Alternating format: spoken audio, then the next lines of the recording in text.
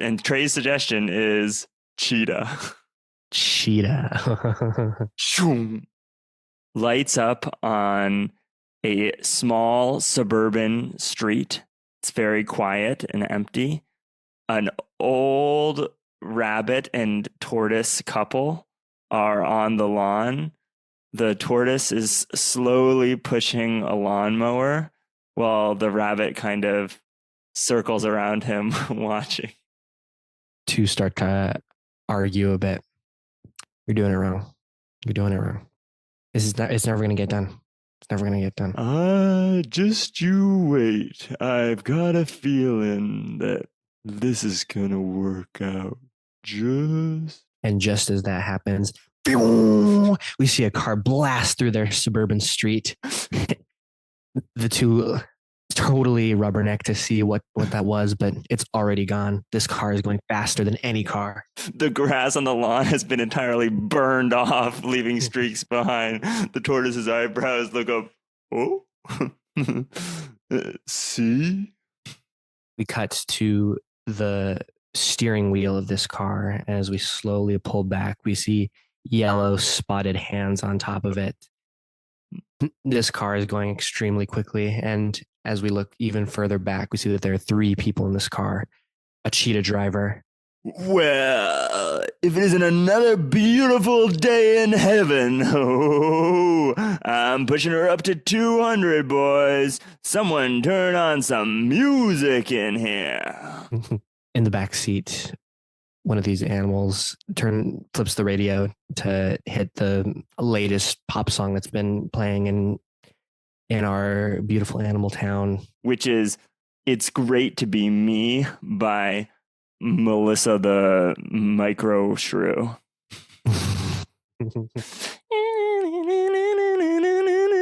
We flip around to see who those 2 animals are in the back seat, and it is 2 shrews. I am so glad that we're finally getting some good stuff on the radio nowadays. Yeah, I feel like the shrew community has been so underrepresented in pop culture for so long. Pipe down back there. Did you get it or not? Oh, we got it. Shrew number 2 pulls out his phone with a dropped pin of a location. Head over to West Grovefield Avenue to complete the transaction. Okay. It's going to be a little tough. I mean, it's going to have to go through downtown, and we're going to need you 2 on defense duty back there. We got you covered. After all, no one's more shrewd than a shrew.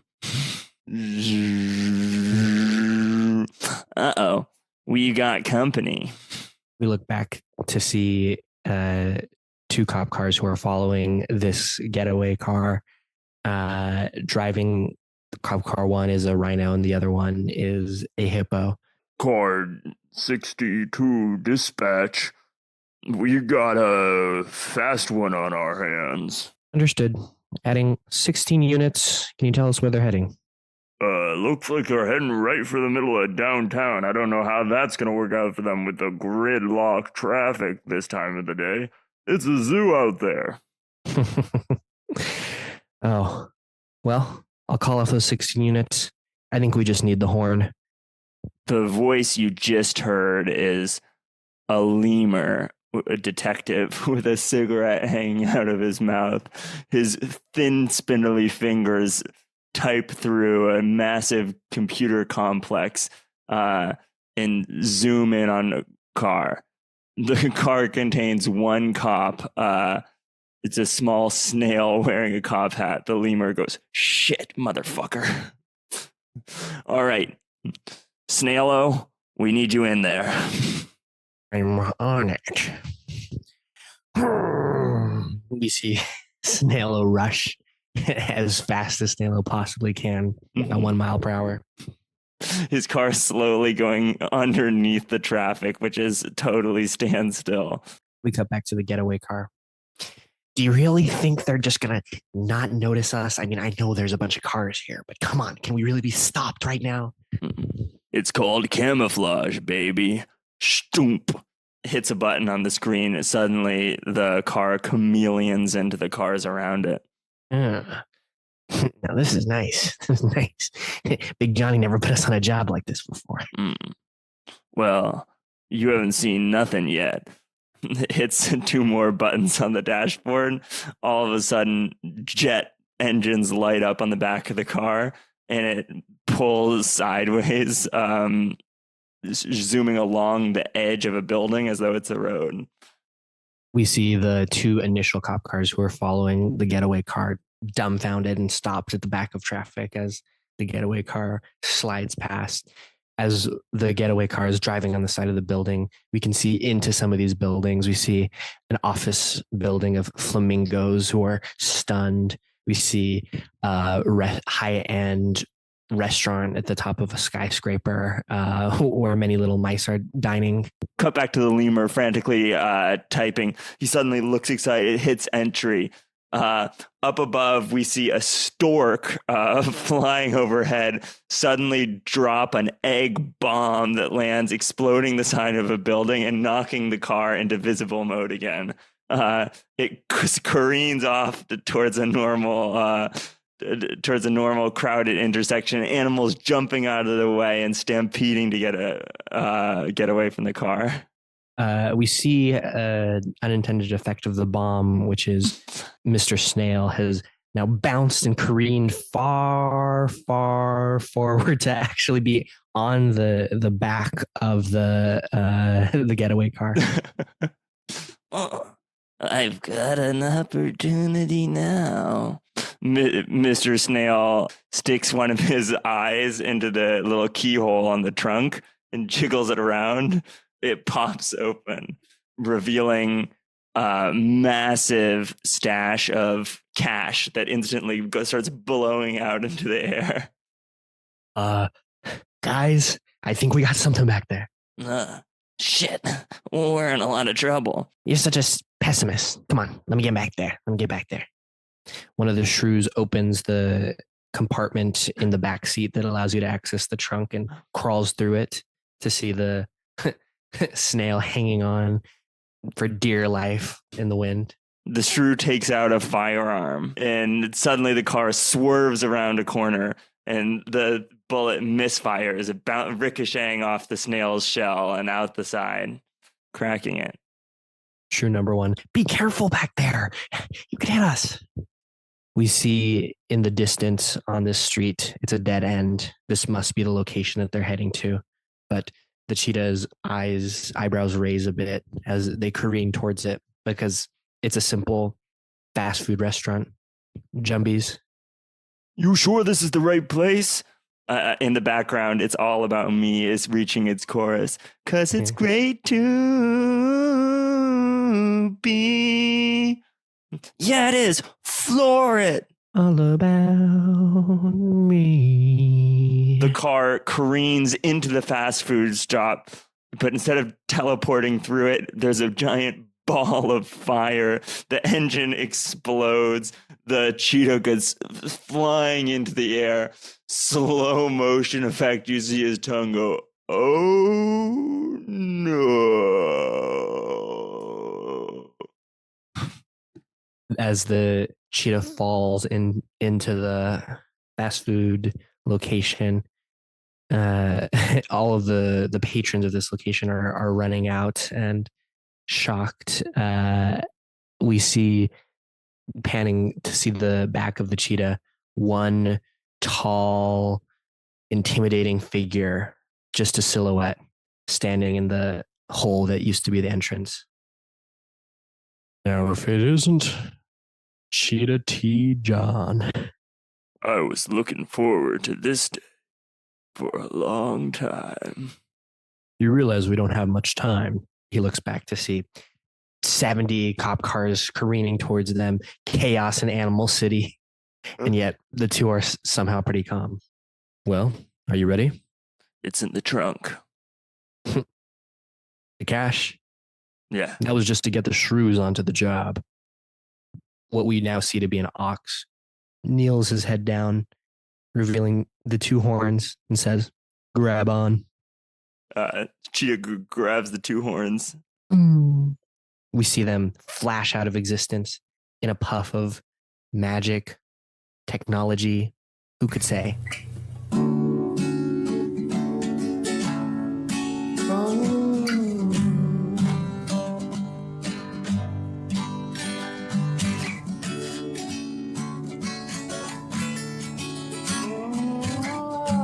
Lights up on a crowded office room. Animals are typing away at their desks. Stocks are being sold and bought. Several lemmings are following up with whatever the stock market is doing. And a handsome alligator is making the call to buy more. Suddenly, he realizes that he's missing his pen. Hey, Topher! What? What? I need another pen. If I'm going to sign this important business deal, go fetch it for me. Okay, Al, I'll go. You see this gopher trot into the back room, go downstairs, hit a left, search through boxes. This is clearly a kind of insane task. There's so many pens that are in the office, and he's asking to get one from the back. There's a water cooler by the side, and in the water cooler is a squid who she's working on like a small underwater computer. We see Topher climb onto the top of a shelf, grab a box where the office supplies clearly seem to be, but put his weight on it and fall back. The boxes of paper, office supplies, thumbtacks fall all over Topher in the back room. The squid pokes her head up. Geez, Topher, can you keep it down over there? Sorry. And I'm just not having a good day, really. You and the rest of us. It's been a disaster trying to clean up from that car chase. What an embarrassment. Yeah, well, I mean, I'm just glad that nobody got hurt. I heard that some of the people that we know downtown actually, well, are in the hospital. Nobody got hurt. What about our share prices? I mean, everyone was late for work today. When you tally up that average number of hours, my God, we sure did lose a lot of company value. I guess you're right. That's the business mindset. Should start taking that. Topher grabs a pen and walks back into the main office area, hands the pen to Al. This thing, what took you so long? I already closed the deal. Oh, it was just kind of a mess in the back room. Do you still want it? I don't need it now. Go get me some lunch. Oh, okay. Topher goes over to the elevator, jumps up because it's just a little bit too high in this office to hit the down button, and waits. The elevator door is open. There's one hippo in the elevator taking up all the room. I'll get the next one. That's fine. Elevator doors close again. Another deathful jump. Another down arrow. Suddenly a little voice pops up. Hey, Topher. Long day? Next to him is a small praying mantis. Yeah, I mean, I guess I'm kind of on cleanup duty. I have a deadline at the end of the day, but yeah, I've been getting pens and lunches and stuff all day. Tell me about it. What it. are you doing? Same old, same old. It's been a disaster. Yeah. But I'm getting by. What, the stock prices? Yeah, just the morale, everything. Another big heist like that, and, well, people are starting to question the whole economic system of Animantia. If I'm being totally honest, I never really understood it. Don't say that around here. Oh, yeah, of course.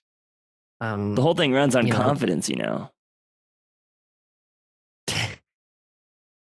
can tell me that. I'm about to go get Al some lunch from Vinny's if you want to come check it out or anything. The elevator door opens and the two step in. They hit the one button and we see that there are 143 floors on this building. Imagine what it'd be like to be working on one of the upper floors. I heard that past floor 100, I probably couldn't even hit the elevator buttons. They reserve those for, I don't know, the more physically intimidating animals. Well, I don't let that kind of thing get me down. You gotta be able to punch above your weight class. Mantis jumps up and using a lightweight bounce off the elevator railing and then a little kick off the wall and hits elevator button 130. Um, oh, I, I don't mean to if you're going to a meeting or something. I, I'm going down. But Come on, Toph. It's the executive cafeteria. What?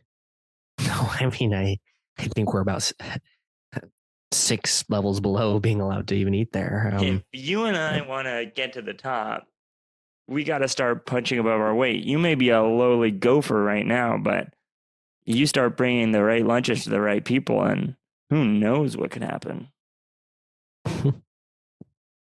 We cut to the loudest family dinner table that you've ever seen. A family flock of 8 geese are all honking it up, talking loudly as they try to get ready for school. Beatrice, don't forget to put on your warmer feathers. It's a cold day out there. They're going to hate me, Mom, if I wear that. They're going to hate me. I have to wear this. Why does Beatrice get to wear the warmer feathers all the time? Calm down, calm down, calm down. I shit myself. I'm hungry. I didn't eat yet. Does anybody have any toast? I need some bread. Shut up. I'm trying to listen to this. Shut up. Hey, where are you going, Beatrice? I did not give you permission to leave this table. Nobody in the family gets me, and I'm going to be late for school. Hey. We all get you. We've all gone through this. You'll understand when you're our age. This is hard. Yeah, we grew up in geese family, too. We know geese are annoying to some people, but to us, we're family. Everybody else out there is going to call you an annoying goose. Or a silly goose. Or a loose goose. Or a goose on the loose. A spruce goose. Shut up, Tommy. Hey, don't you walk out on this conversation. We still had a lot of geese left to list. Beatrice slams the lily pad door to their marshy apartment, and we see the one bustling street of Animantia. Beatrice starts walking down and puts her headphones on to hear solemn emo sort of song that nobody really knows. The song is sung by the Hornets, an obscure indie band that makes sad, buzzing melodies that sometimes veer into angry, stinging tunes. As she looks around, she sees some instances of the disparities of animal world.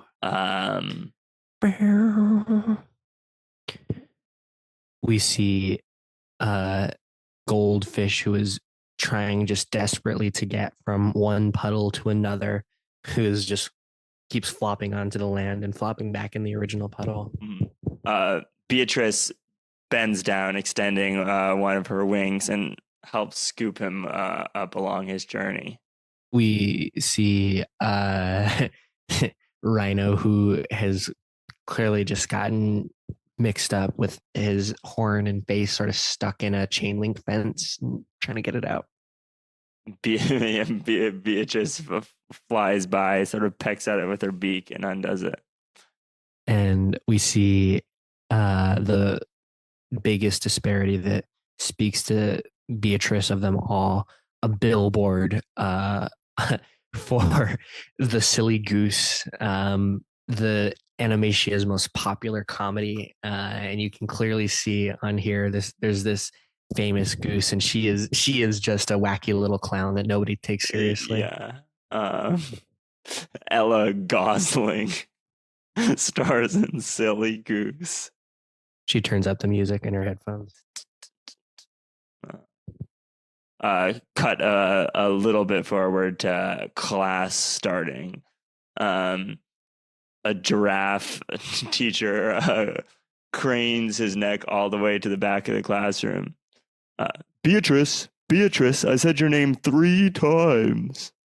She finally wakes out of the music in her ears. Sorry.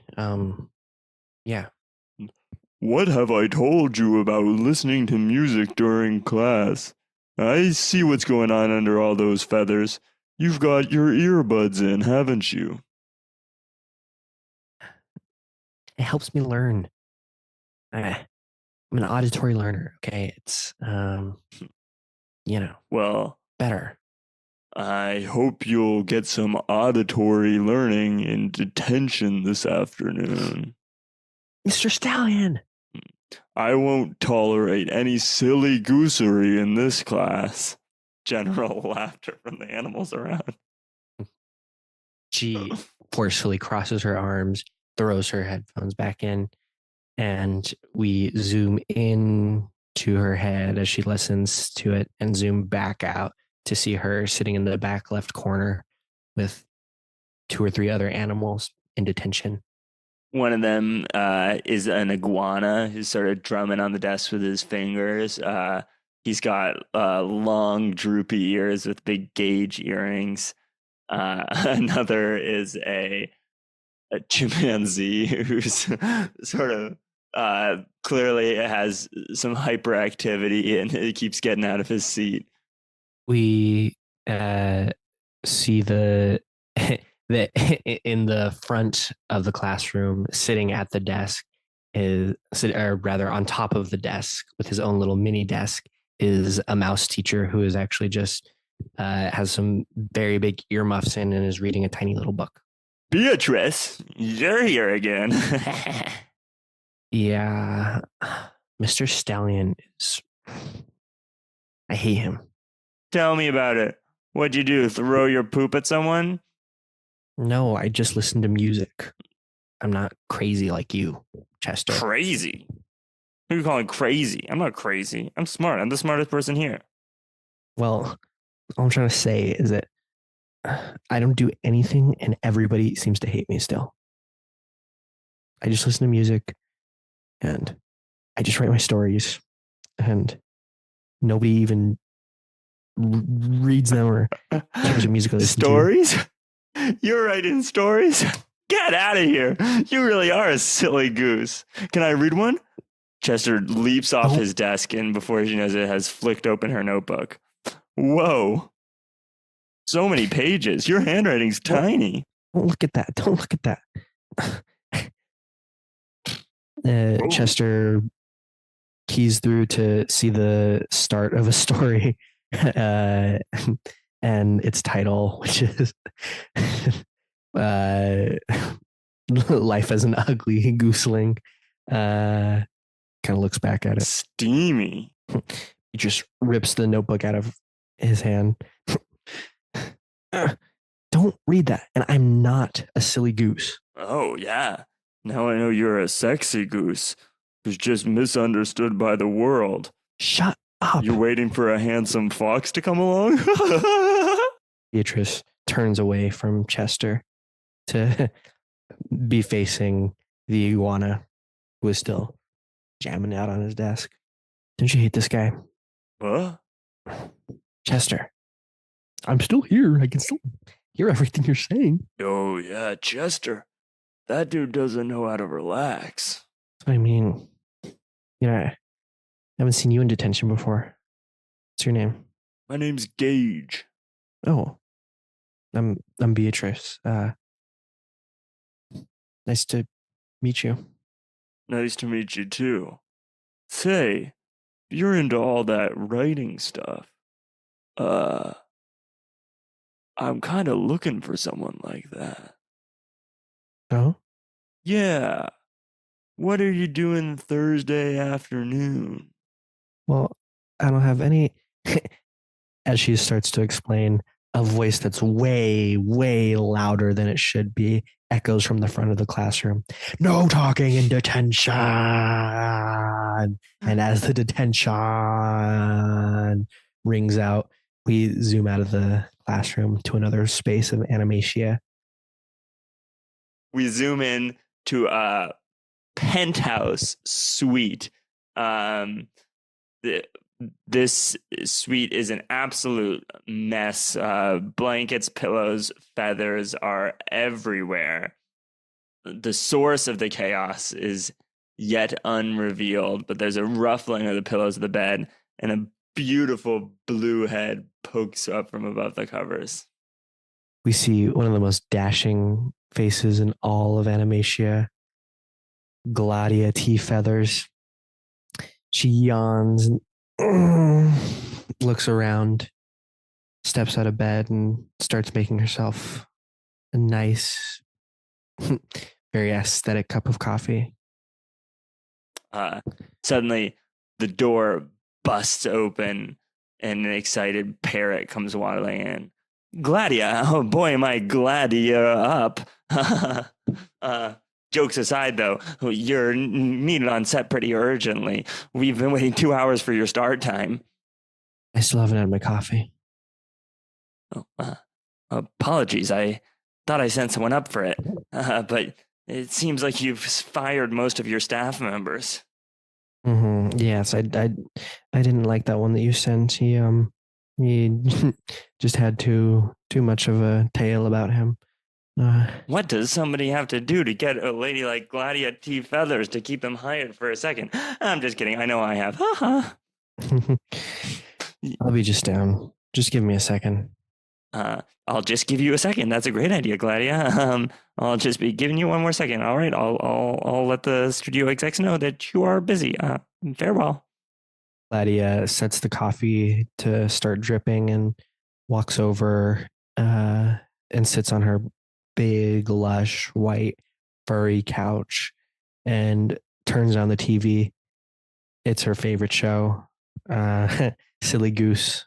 She sits there to watch it for a moment. Now, what I didn't know about this house is that there was 2 doors. Oh! The laugh track bellows out. She gives a little smirk to it. In walks the parrot again.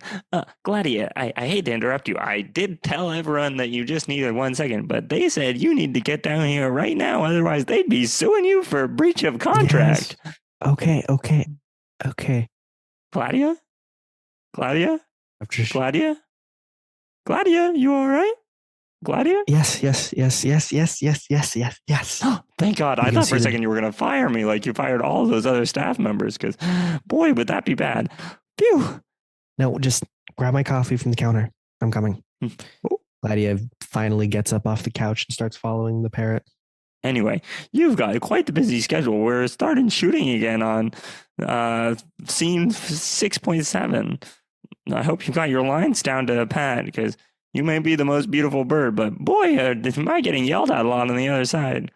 Mm-hmm. Yeah, and yep, I got that. Now, I was thinking about future projects last night, and I was wondering, is there any possible way that we could go cross-continental, perhaps get out of here for just a month, 2 months, a year? Cross-continental? What are you talking about? Something underseas? You know how those silent movies do. I don't care. I mean, I'm not going to lose name. I just feel like things have been really, really hot here recently. And, with all of the destruction downtown, maybe it's not dangerous. Maybe it's too dangerous for me to be here. Well, until we finish wrapping this interminable movie, I think you're going to be here for the long haul. They open the door onto a bustling movie set. And right as that happens, we cut back to the elevator doors opening in the office cafeteria.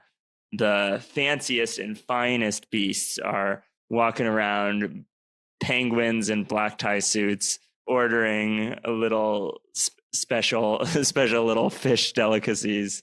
Gatekeeping this oasis of great food that Topher has never even seen in his life is a zebra host donned in the black and white.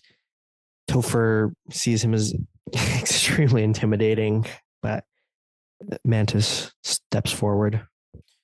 Do you have a reservation in the executive cafe? Ooh, yeah, reservation. Ooh, definitely. Yeah, I think it's for two. The zebra looks down at his list and sees about 100 reservations for two. Would you care to be more specific? Yeah. Here, let me Mantis hops up onto the register and points his little hand at Jaws' family for two. Right there. We're Mr. and Mr. Jaws. The zebra looks them both up and down, really lingering on Topher, who is basically shaking, hands behind his back, looks back to Mantis. Don't you question me. I'll tell you, I've made mincemeat out of people. You know why they call me Jaws? And why would that be? Because once you've fought with me, you'll have a broken jaw. That's the number of jaws I broke. Zebra, not entirely convinced, but not willing to make this bet, claps his hooves to one of the leopard waiters who brings them to a table. See, Topher, you worry too much. We almost got caught there. I mean, look, if he even just like looked in our pockets or like stuck his hooves in our pockets, he would have found our ID cards. He would have known we're not Jaws. Relax. Check out this menu. They got human croquette. Oh, I've never even had that or even heard of that before, if I'm being totally honest. I don't know what a croquette is. I think a croquette is a loosely battered deep fried dish. Wow. Well, I mean, do you think that Al is going to be okay with this? I mean, usually I just get him lunch from Vinny's and, well, I mean, I guess this probably has some spaghetti or... Relax. I'm going to order enough for the three of us.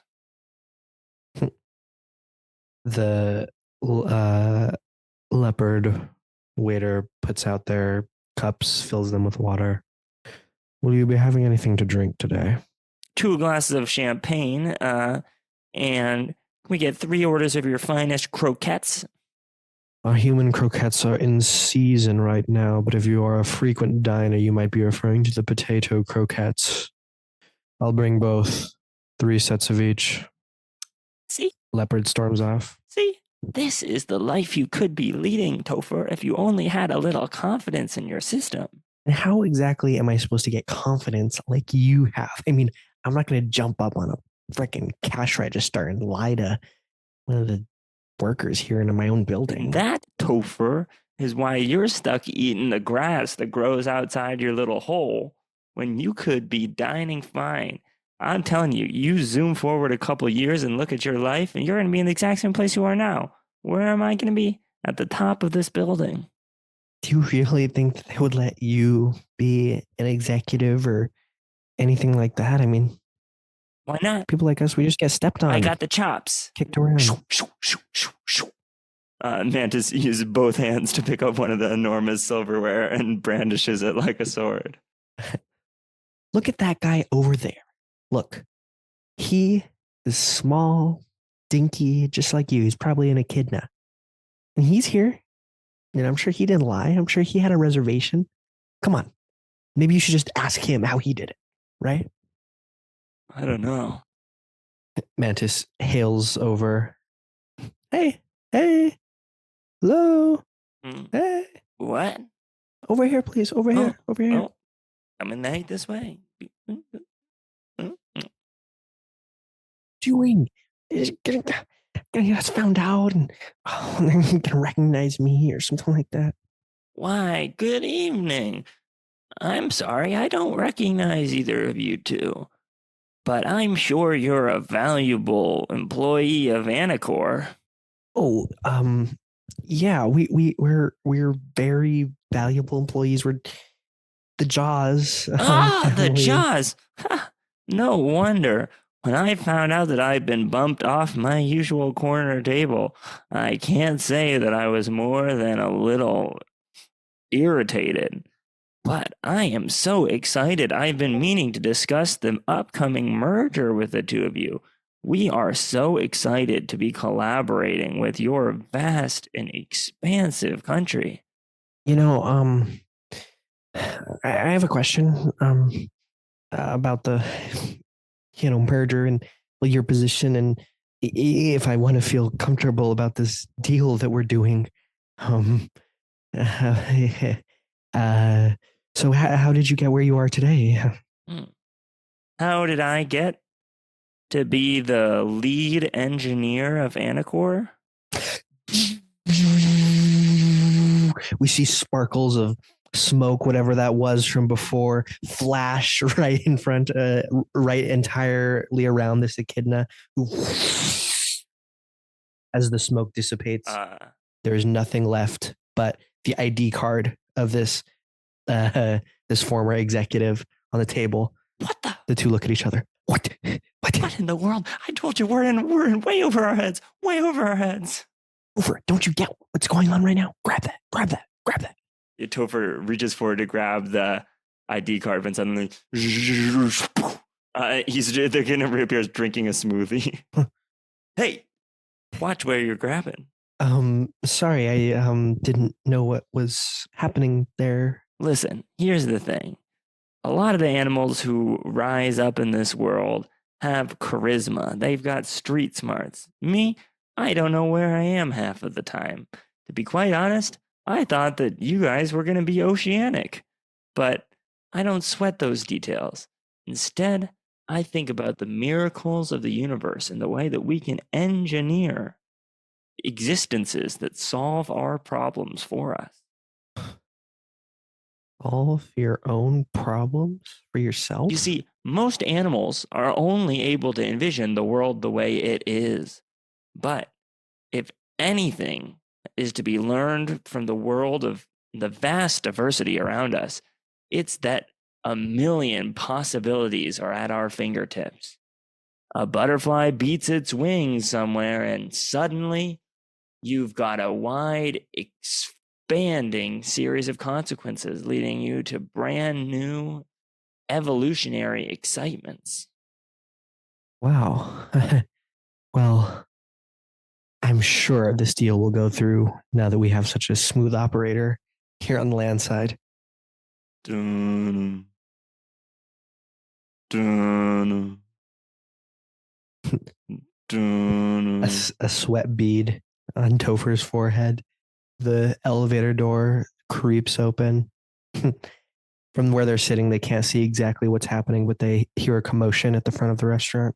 No, I'm sure that it was already checked. It was for certain. I mean, but I see you now, and it's obviously that. Oh. There's a sort of like a loud noise, and then you see the camera pans to a zebra body slumped over the operating station with the whole zebra head bitten off. Gopher is still staring at the Echidna executive, kind of confused about what to say, but getting rustled by Mantis. Topher, in a sudden burst of confidence, is like, you know what? I can see a different future. I'm so tired of being a gopher, of people telling me to go do this and go do that. But if what you're saying is true, then I can't wait for this merger. In fact, I, representing the whole land of Oceania, am excited to announce that a shadow reaches over Topher's head. He turns around, and standing before him are two enormous sharks, one of which is a hammerhead and one of which is a great white. Now I think that these are our seats. Yes, indeed. The kid is like, looks surprised. What? No, I can assure you, these two gentlemen right here are Mr. and Mr. Jaws. Now, if you wouldn't mind getting out of this restaurant, I'm meeting with some important clients from Oceania. You're Mr. and Mr. Jaws? Meek head nods from Topher and Mantis. Why, that's interesting. 'Cause I could have sworn that we were Mr. and Mr. Jaw. Calm down, babe. You're embarrassing me. You already ate the maitre d'. Well, if everybody's going to act like there's no society on land, I mean, maybe we should be reconsidering some of this deal. Now listen, I don't want to seem uncivilized. So I'm going to give you one chance to explain yourself. Because I'm sure that this is all some misunderstanding. But if you want that merger to go through, you better have a pretty good explanation of what's going on here. Gopher looks up at probably the biggest animal that he has ever seen in his life. And still emboldened by whatever rush of confidence brought him to say this initial thing, he says, I am going to work for you. I was preparing your table.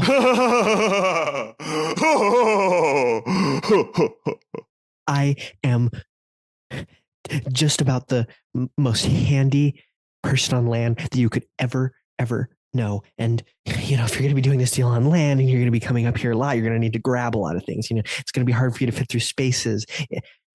I have been executively assisting important administrative duties for the past 6 years. And, well, I think that I would be the perfect person to be your on-land correspondent for the process of this merger. And why would I, the most powerful shark in all of Oceania, take, excuse me, here are the 3 orders of human croquettes and potato croquettes for the table?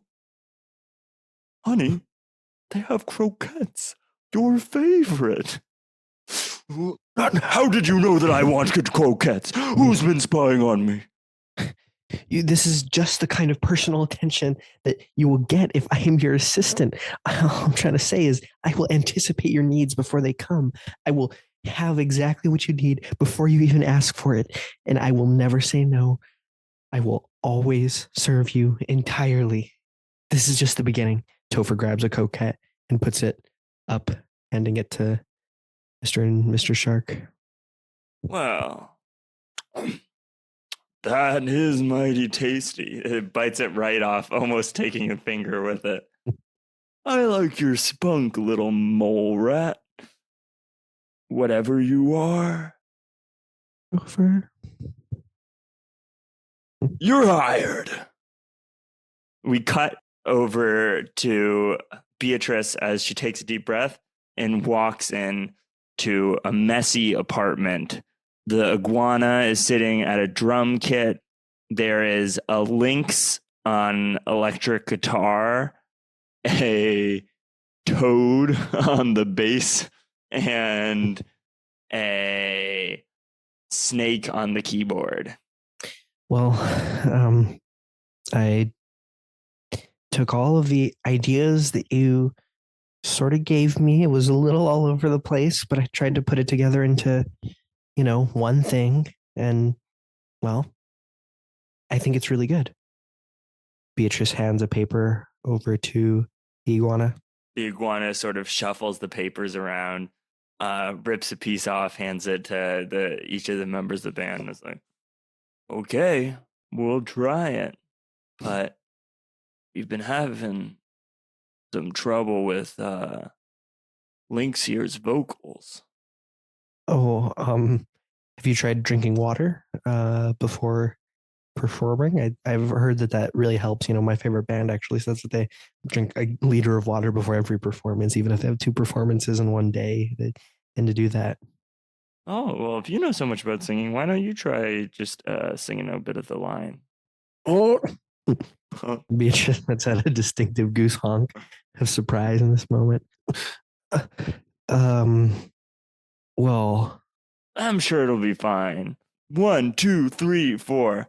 The band starts playing like this haunting but also energetic tune that's building in intensity and beauty up to a crescendo. You can see that each of the band members is coming together and that everyone is sort of tapping and vibing to the music. Just as it hits the beat where the voice would come in, Beatrice's voice comes in, "Why?" and record scratch. Ooh. Simultaneously, all of the other instruments somehow like bug out a bit, like the amp goes for both the guitar and the bass, and everybody sits there silent for a moment. Beatrice anticipates what's about to be said by them and starts running out of the apartment. Where'd she go? I don't know. I mean, maybe she thought she sucked. I mean, she did. But the music, that was sick. Beatrice runs, tears streaming down her face, down the reverse path of how she got to school. As she's running, suddenly she bumps into someone she doesn't know who, and feathers kind of go flying into the air. It's particularly some distinctive blue feathers. Both their eyes look up. They see each other. Both of their eyes are like crying with makeup running down. I'm so sorry. I'm just trying to get home. Gladia? Yes. Now, I'd appreciate if you didn't say that too loudly. I'm making an escape right now. An escape? Escape from what? My agent, my life, my movie, kind of everything. I was, guess, also making an escape. Oh? Killers? Robbers? No. My own voice. Stop laughing. Everyone is always laughing at me. I'm laughing at the fact that you're trying to escape your own voice. You know you're never going to be able to do that. You see, I wish I could just have one moment alone with my own voice. I have other people's voices stuffed down my throat every day of the year. Are you heading home, young miss? I don't know where I'm going to head. Back home, I've got like 7 siblings. And they're the loudest bunch you've ever heard. You never get a piece of quiet. Everyone's always laughing. Maybe you can take me there. Take you? No. You don't know what you're asking for. You do not want to go to my house. I'm trying to make an escape right now. I don't know if you remember that. And what you just described sounds to be the best camouflage that I could ever think of. Well, I mean, my family are pretty oblivious. I only know who you are because I'm actually somewhat cultured. But they spend all day squawking at each other and have probably never even seen any of your movies. But that's good. That's good. I mean, I could pay your family. I could pay you. I could bring a lot of resources to this. I just need a day to figure out where it is that I'm going. I kind of left before deciding that. Hey, I have this project that I've been working on. Maybe you could, if you came, you could take a look. Sure.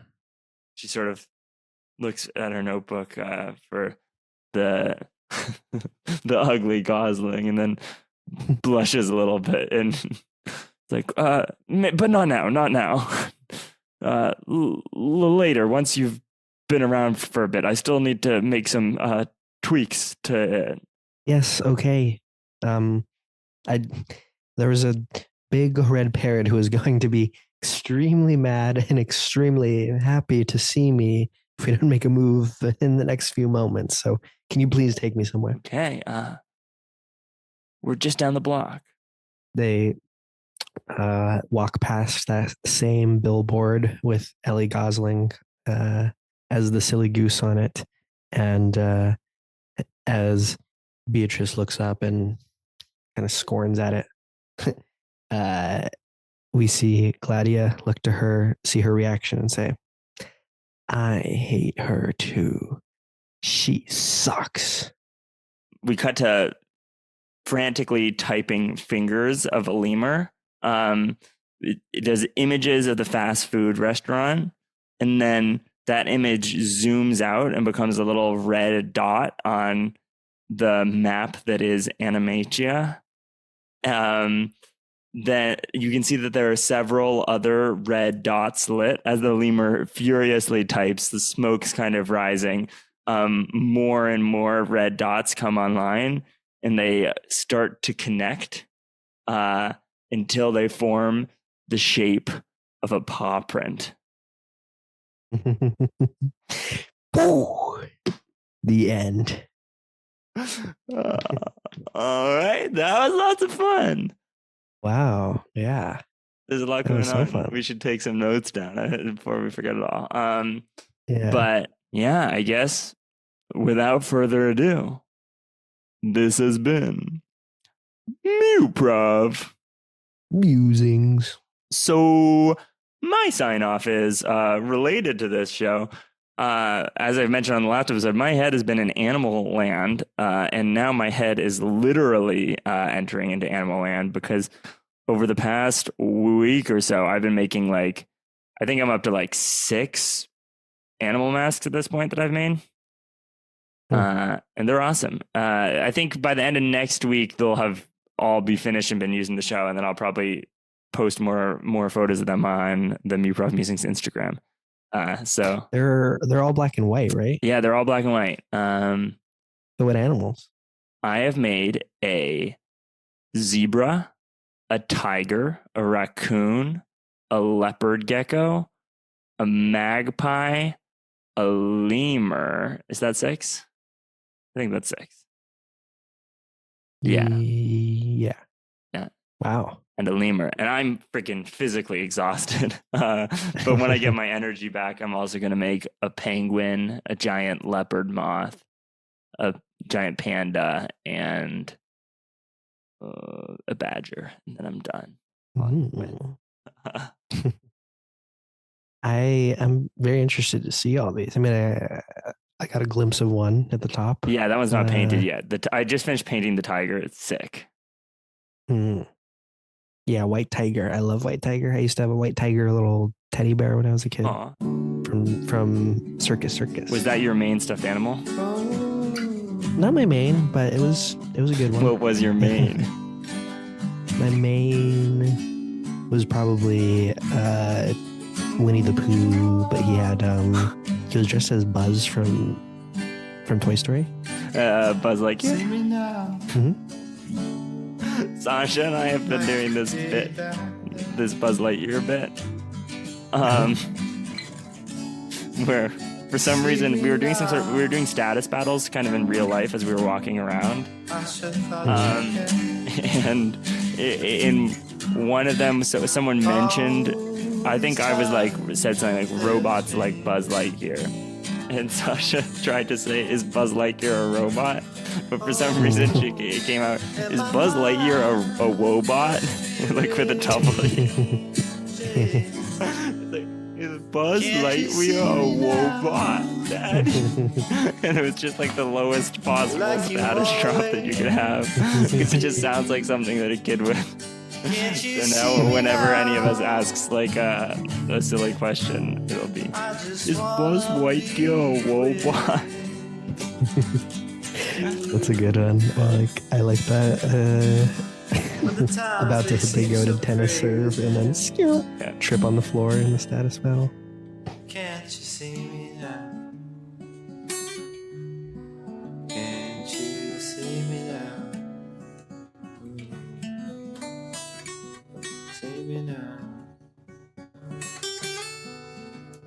Can't you see me now?